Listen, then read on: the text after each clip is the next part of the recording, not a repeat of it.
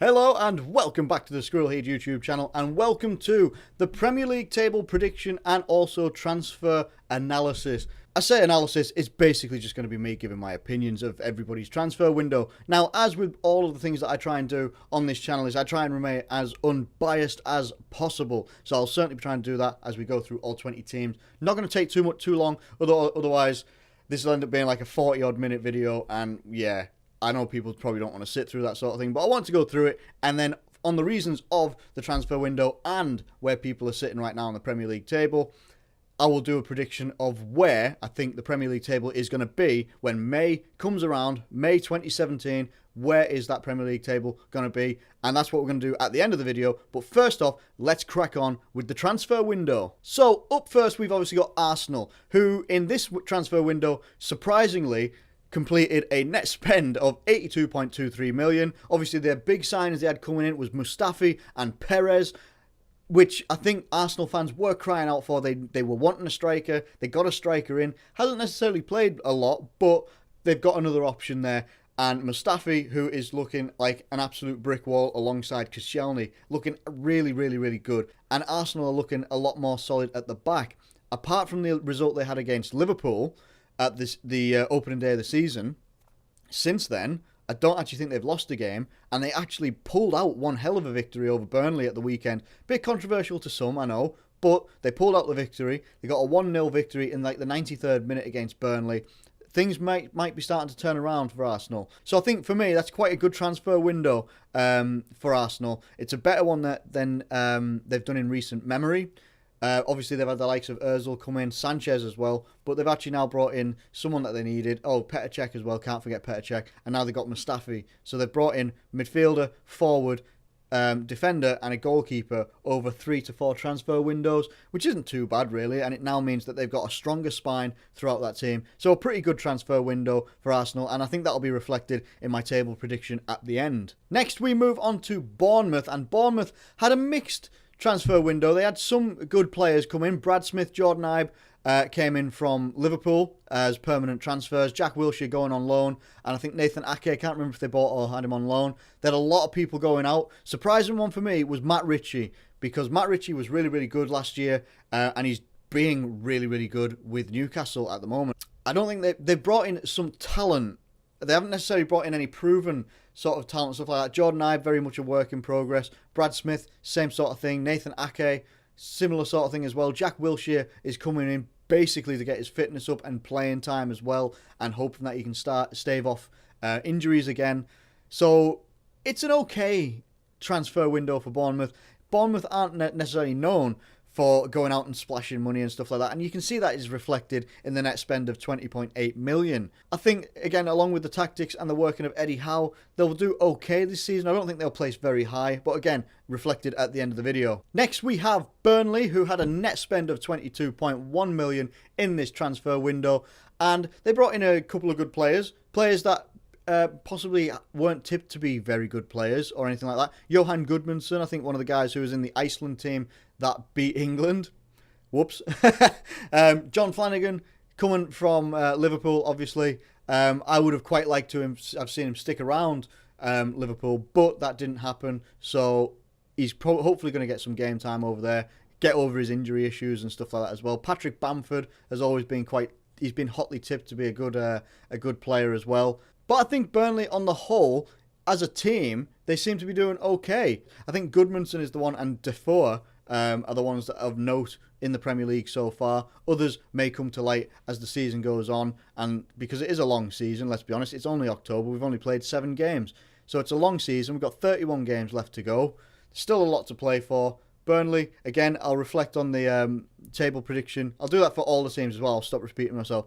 But where their transfer window and also their current position in the table will help me predict where they're going to finish in the Premier League. Next up, we have Chelsea, who have such a massive out list. I'm just looking at it now. Who have such a massive out list. I had to try and create 2 lists. There was a comment actually made by the Scotland player. I can't remember his name, Burke or something, or something like that.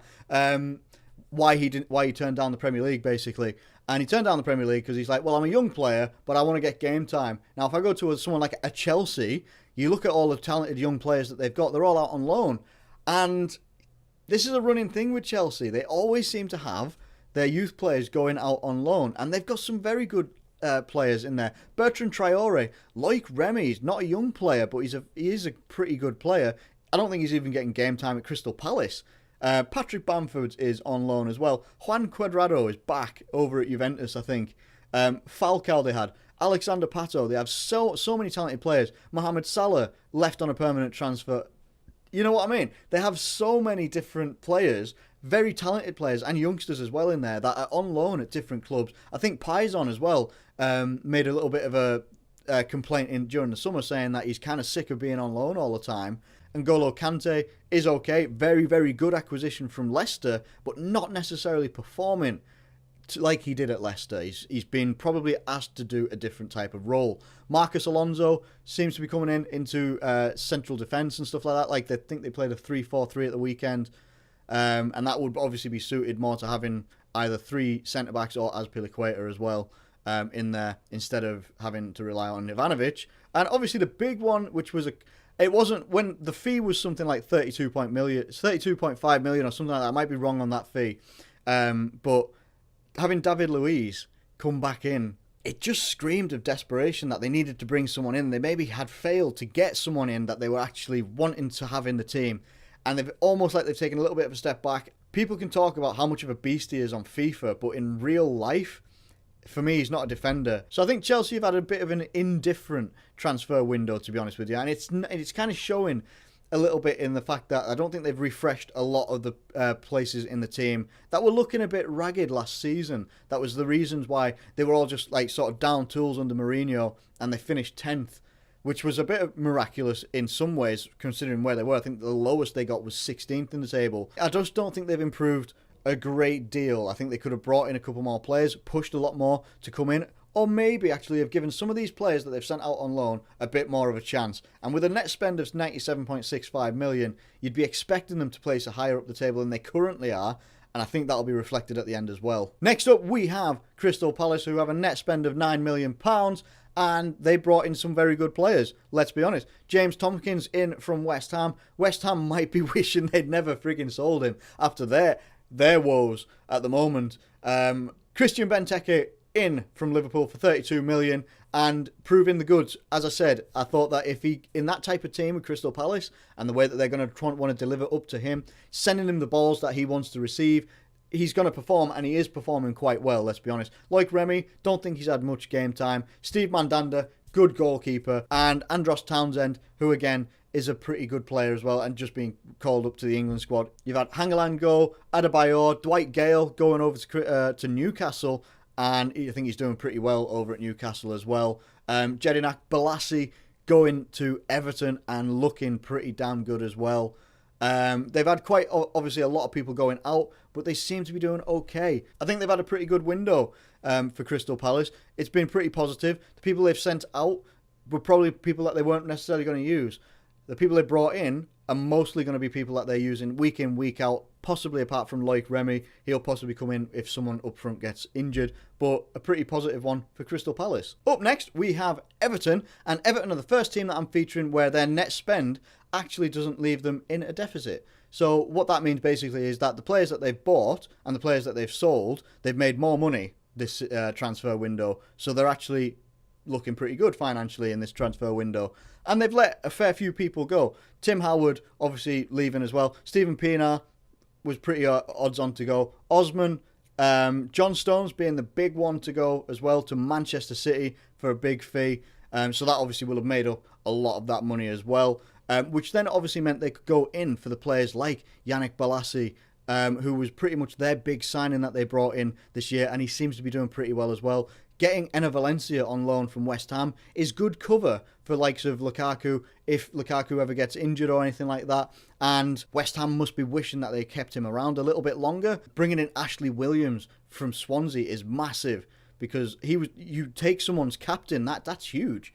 That's huge. And bringing in Stecklenburg from Fulham was an absolutely brilliant acquisition. He's been amazing in goal for most of their season, in a season where I think they've lost once and drawn twice, won the rest of their games. So I think they're doing pretty well with the amount of people that they let go, and also for the amount of money that they've spent, and net spend is looking pretty good as well. Their league position right now is looking pretty good. I think they're sitting in 5th. You've got to be honest, and it does look like very good business. They've looked like they played some pretty good football and adapted to Ronald Koeman pretty quickly. So that's only really a positive on what was maybe a couple of seasons where they weren't performing under Roberto Martinez. So things just look on the up for Everton. Up next, we've got Hull, and Hull, they spent 15 million, well, net spend of 15 million this transfer window, and obviously their big signing, they broke their their club transfer record for Ryan Mason. Hull have obviously had their struggles. It's well documented over the summer.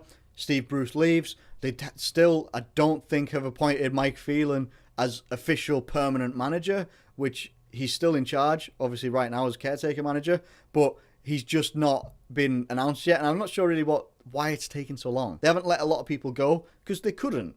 I think they basically let go of the people that they knew that they couldn't use, like Diarmi, who I think has gone on to Newcastle, and people are complaining about him there, Ryan Taylor and Aluko. It would have been awful if they hadn't actually been able to bring anybody in, and for how they've done in the league so far, that can only really go down to the manager and the senior players that are there at the moment as well. They've done very, very well. They have to be applauded for how they've rallied together as a club and as a team and a manager and everything like that. They really do have to be congratulated on that. They've done pretty well so far in the Premier League. I don't know if it's going to continue. They had a very bright start. They've been beat a couple of times, had a good few goals put past them as well, most notably probably by us in the 5-1 victory. But I think they're going to be okay. I think Hull are going to be okay. Up next, we've got Leicester, the champions from last season, and Leicester have looked a bit indifferent in this season so far. They look like they're doing pretty well in the Champions League, and for me, I think even though it's early on and it's a bold one to make, I think, but well, it's not a bold one really. I think everyone is saying it in that. I think Leicester are looking at like maybe prioritising their Champions League run. They've let go, obviously, their biggest player from last year. Now, obviously, people will say, well, Jamie Vardy, Riyad Mahrez, but they were allowed to do what they could do because of the work rate of N'Golo Kante. The most notable one right now is Islam Slimani, who we were actually in for, and he turned us down. Whoops. But Leicester are the champions, and they were able to get him over the line. And he's done very well. He's scored in the Champions League. He's scored in a couple of games in the Premier League as well. Ahmed Musa comes with an okay reputation. He's got a lot of pace and ability. He scored when they played in their friendly against Barcelona and stuff like that, and they look pretty good, but he hasn't necessarily kicked on from there. I think they've had a pretty good transfer window. In terms of their league position right now, I do think that they are prioritising the Champions League, and I think that's why they may falter a little bit in the Premier League this season. Up next is Liverpool, my team, Liverpool, and we've obviously had a lot of players go out on loan. Now, there was an interview that was actually conducted by the Redmen TV. It was done the other day with a Dortmund fan, and it was a very, very cool interview. And what he basically said was, when Klopp comes into a team, wherever they are, in the first transfer window, you'll see about maybe 20, 30 players go out. Well, I counted up, and I think, let's just count up again. 1, 2, 3, 4, 5, 6, 7, 8, 9, 10, 11, 12, 13, 14, 15, 16, 17, 18, 19, 20. 21 players have gone out either on loan or they've gone out on permanent transfers. And that's quite big, actually. When you look at the players that have actually gone out, we've Lazar Markovic, which I would have liked to have seen stay around. You've then obviously got Balotelli, who went on a free to Nice. Christian Benteke was another big one, gone to Crystal Palace. Kolo Touré went for a free to Celtic. Jordan Ibe goes to Bournemouth. Martin Skrtel leaves as well. Brad Smith goes over to Bournemouth. Joe Allen goes over to Stoke and becomes their shining light. John Flanagan goes over to Burnley as well. There's a lot of players that left that were either they need experience, they need a bit more game time, or their time is just done. And that's pretty much just the be-all and end-all of it. Now, we brought in 7 players in this transfer window. Some that are first team players now, some that are trying to break into that, and some that are back up. I say some that are back up. You've got maybe Ragnar Klavan and Alex Manninger, who goalkeeper and defender respectively. And Klavan, I can't say that he's really a backup defender, because when he comes in, he looks great. He does look great. It just so happens that when they're on form, Lovren and Matip just look unbelievable. Joel Matip is a massive acquisition for us. Now, if you look at the start of the season, it might not necessarily have looked that way, especially if I was going to do this straight after the Burnley game or something like that, or around that sort of time when the transfer window was becoming to an end. Joel Matip now, alongside Lovren, looks absolutely fantastic. Take away the Swansea result, where we did get a 2-1 victory, Joel Matip looks amazing. He looks so calm, cool and collected every time he's on the ball. Same with Karius. Karius didn't have the best performance at the weekend, but he's literally just played 3 games in the Premier League. Looked good in the other 2. Didn't look so great in this one, but we still won the game. That's all I'm bothered about. Marco Grujic is another prospect for the future, but he's played very well in the games that he's come in on. Wijnaldum has come in. I criticised Wijnaldum so much when he first came in and it was announced that we'd signed him. Even when we were just linked with him in the first place, I think I was just... I wasn't very pleased at all, especially how he was when he was with Newcastle. I was not enthusiastic about it whatsoever. My opinion's changed because he's playing quite a different position. He's having to do a lot of the dirty work in the midfield so that the others can get forward. Sadio Mane is one that came in with the most question marks because he was the most expensive player that we bought this transfer window. I think he's answered a lot of critics, let's be honest. You never know what you're going to get from him, but what he gave us was something that we didn't have, and I've said it before quite a few times. He gives us stuff that we didn't have, pace, technical play at that pace as well, which people can have a lot of pace. You look at Lazar Markovic, and I like Markovic. He's got a lot of pace, doesn't necessarily have the same skill while he's working at that pace. Sadio Mane does. He's also not a selfish player. He doesn't just take opportunities just as he sees them. Like, he doesn't just see the goal and just go for it. He will look like that ball he played to Firmino against Leicester when he ran past Schmeichel who'd come past, and instead of just smacking the ball in the back of the net, he saw an opportunity to guarantee the goal. He saw an opportunity, slots a pass off to Firmino, and it was an open net anyway. He could have took a shot and it might have probably gone in, but he didn't. He was unselfish, and that's what I like about Sadio Mane. So I think we've had a pretty positive transfer window, let's be honest. And that is reflected in my prediction at the end as well. I'm very happy with the team, and that's pretty much all I can say about it. Up next, we've got Manchester City, who are the champions-elect at the moment, who have just lost at the weekend to Tottenham.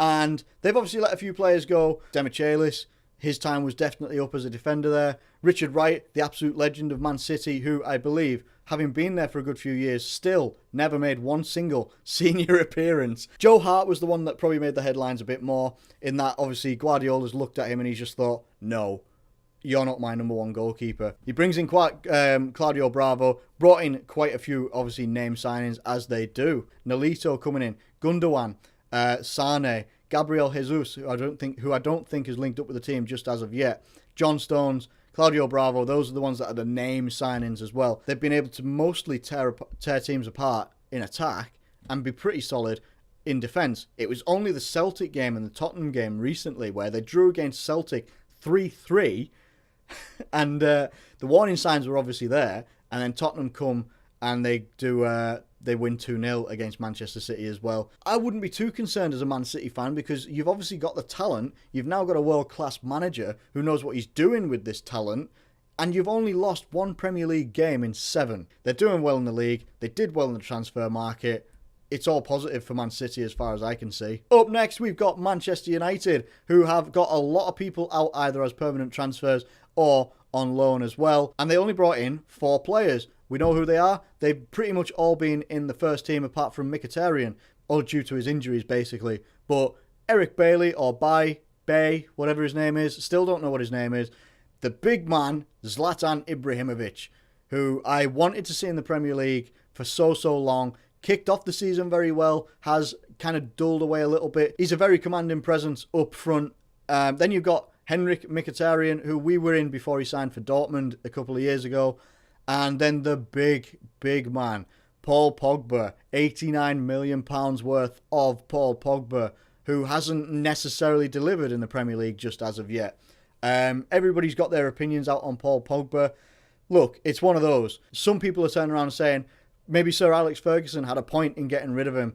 Look, it's one of those things. He's 23. He's come over from an Italian league. He's not playing in a midfield that's built around him so he can go and be creative and do whatever he wants. He's trying to do, You see him running around the pitch and he's trying to do everything. If he's allowed to do what he was allowed to do at Juventus, then he'll probably kick on and be a lot better. They won 3 in a row, start the season, then they lose 3 in a row in different competitions as well. They got a draw against Stoke at the weekend, which they could have seen out and maybe taken a couple more opportunities, but sometimes that is just how the dice falls. Up next, we have Middlesbrough, and Middlesbrough had a pretty good window in some parts. I've always been a big fan of Alvaro Negredo, even when he was playing for Man City and he was banging them in there. Always been a fan of his. Pretty good one to bring in as well. They brought in 2 goalkeepers, Brad Guzan and Victor Valdez. With a net spend of 15.8 million, they've kept within their means and stuff like that as well. Even though every team has obviously had the Premier League money and stuff like that, every club has to deal with finances in a different way.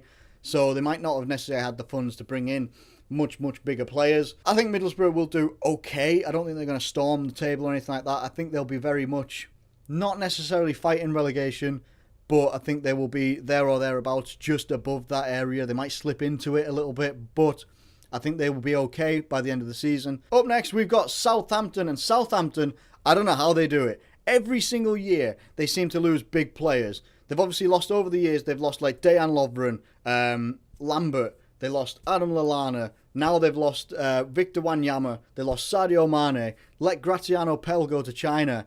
Gaston Ramirez. They've lost so many different players that were key players of theirs at one point or another. And then they bring in players that you might not necessarily have heard of or anything like that, or players that have got good potential, like Boufal has come in, and obviously he's got good potential. Redmond comes in with a bit of a question mark because he got relegated with Norwich. But all the players they seem to bring in to either replace them, and let's be honest, they've only brought 5 players in, brand new manager. Everyone was thinking Ronald Koeman's gone, that's it, Southampton are done. Southampton are coming out, and they're doing very, very well. They haven't conceded a goal, I think, in the last 4 games. It's unbelievable that they can do it. So big credit to Southampton for being able to take these players, let them go to either bigger clubs or whatever, and still be able to compete. It's unbelievable. Next up, we've got Stoke. And Stoke, on paper, have got a pretty good squad. Now, you take the likes of Bojan and Shaqiri that are already there, along with all the other players that Stoke have as well. And then you also bring in the likes of Wilfred Boney, who can be a good target man. You got Joe Allen comes in midfield, and he was getting pretty good for Liverpool last season. Had a good tournament with Wales as well over the summer. And then you bring in Bruno Martins Indy, who's got a good reputation as well. They looked like this was going to be Stoke. They were going to do really well. They were going to do unbelievable things. It's not good times for Stoke. It really isn't. And really isn't. After 7 games, you think, at first couple of games, maybe you're thinking, all right, well, maybe they're going to have a bit of a slow burn into the season. This slow burn is starting to turn into cinders at the moment. And it's just like the smoke is starting to appear out at the top of this thing. And it's like, Stoke, when are you going to kick into gear? When you're losing from positions of being maybe like 2-0 up or something like that, and you get smashed 4-2 by teams, and you're getting quite regularly getting goals put past you. It's not good, and it's not going to end up good at the end of the season either. There's no 2 ways about that. You've got to stop the rot as soon as possible, and they've got a lot of work to do basically. Up next, we've got Sunderland, and Sunderland is another one like Stoke for me. Sunderland have skated with relegation every single season and escaped it with good relegation managers that don't get you relegated. They've always had these saviours midway through the season that seem to be able to pull it out. Sam Allardyce tasked with doing it last year and did it, got the England manager's job, lost the England manager's job. But every single time they seem to be able to bring in managers that save them from relegation. I don't actually know who you would bring in aside from David Moyes at this point now. They got some okay players that have got good potential. The problem that they've got is that they are not clicking very well at all in the team. They let go of quite a few players that might have done quite well for them, like Giaccherini, Jermaine Lens. Some of these are only on loan as well. Wes Brown, yes, he's maybe not, he's not going to be like the star defender, but he's got experience. They've let go a couple of people that you just think might have actually been able to shore up that defence or give them a little bit going forward. And it might be too much now for Sunderland. I think this could be, in my opinion, the season that we see Sunderland slip out of the Premier League. Up next, we've got Swansea City, and Swansea, surprisingly, when I was going through this list, I couldn't believe the top 3 names that they let go at the top of this list. Ashley Williams, they let go to Everton. Eder, who obviously got that winning goal in the Euros this season, you might have wanted to give him a bit of a shot. Andre Ayew, off to West Ham injured for 4 months straight away. So obviously he's not benefiting West Ham either, but that might never have happened if he'd stayed, or, you know, shoulda, woulda, coulda.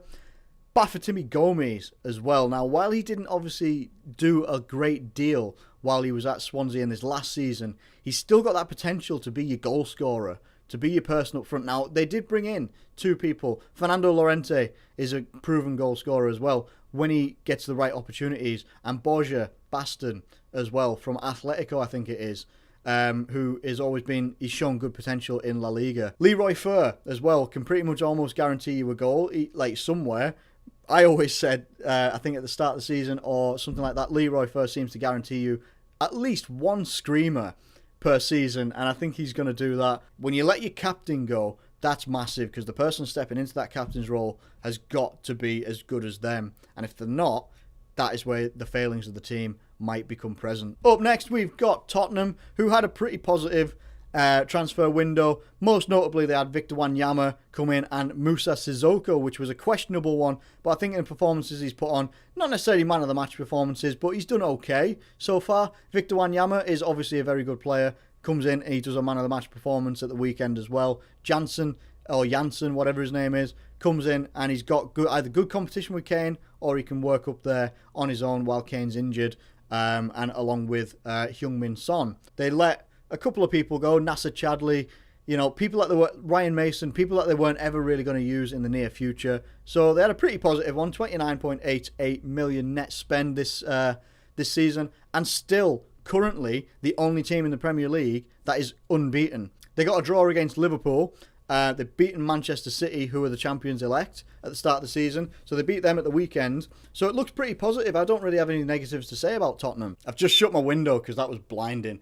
Up next, we've got Watford, and they've had an all right transfer window. Net spend of 26.8 million, and I'm trying to look for where they actually spent that money, because they haven't necessarily got a lot of named players that you would look at as being like, that could be a game changer. They got, I think, Kennedy from Chelsea, Jerome Sinclair from Liverpool. The rest of the team, I don't really know. Zuniga obviously scored that goal against Manchester United. And that was very good as well. Let a couple of people go. Obviously, they got a new manager as well. Walter Mazzari has come in. They're doing okay. I think they've got some positive results, some negative results, like the 2-0 that they lost against Burnley as well, which wasn't expected. I think most people would have predicted that Watford would have come out on top in that one, but they didn't. They lost that game, but I think Watford are going to do okay this season. Next up, we've got West Brom, and West Brom had a pretty alright transfer window. Net spend of 14.48 million. Robson Kanu has come in, obviously, and then Nasser Chadli has come in as well. Let go of people that they're not necessarily going to use. Sessegnon, I would have thought they maybe would have kept hold of, because he's quite a talented player on his day, but they decided not to. Brought in some pretty good players.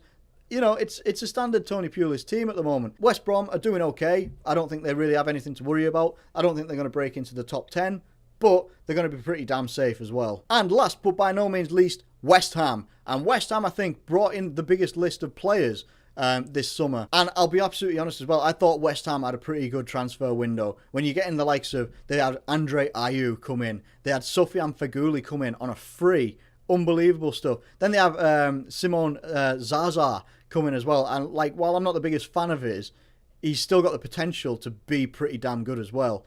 Gokhan Toure, Alvaro Arbeloa, who I was actually looking at, we could get him as a full-back option, and we didn't.